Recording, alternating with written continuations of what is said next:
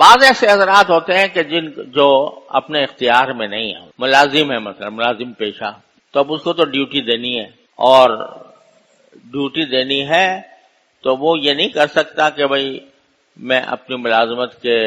جو 8 گھنٹے ہیں اس کو 6 گھنٹے کر لوں یا 5 گھنٹے کر لوں، خود اپنے اختیار میں نہیں۔ تو اس کے بارے میں نبی کریم سرور عالم صلی اللہ علیہ وسلم سے جو بات ثابت ہے وہ یہ ہے کہ جو ملازم کا جو کہنا چاہیے افسر ہے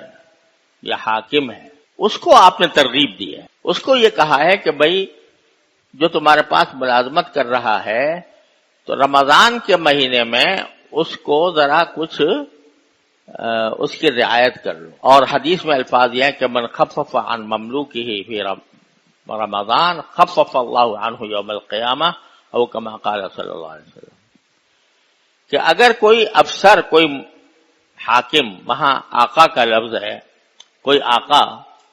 اپنے ملازم سے، اپنے غلام سے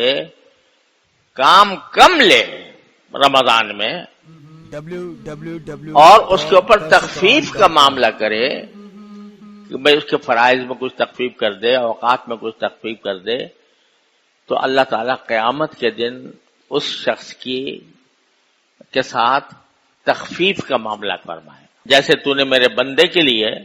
رمضان میں تخفیف کی، اس کے اوقات کم کر دیے مثلا، یا بہت زیادہ بوجھ والا کام نہیں ڈالا، تو جب آخرت میں پہنچو گے تو اللہ تبارک و تعالیٰ تمہاری بھی تخفیف کر دیں گے۔ کیا تخفیف کر دیں گے؟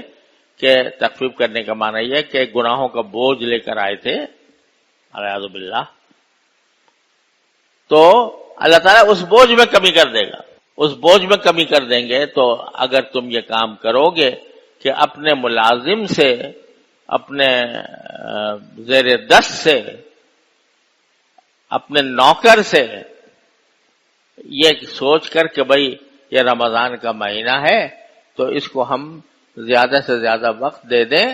کہ یا تو وہ عبادت کرے یا آرام کرے، تو اس کے لیے ہم اس کو زیادہ وقت دے دیں، تو اللہ تبارک و تعالیٰ نے اس کی یہ فضیلت بیان فرمائی کہ تمہارے لیے بھی آخرت میں تخفیف کی جائے۔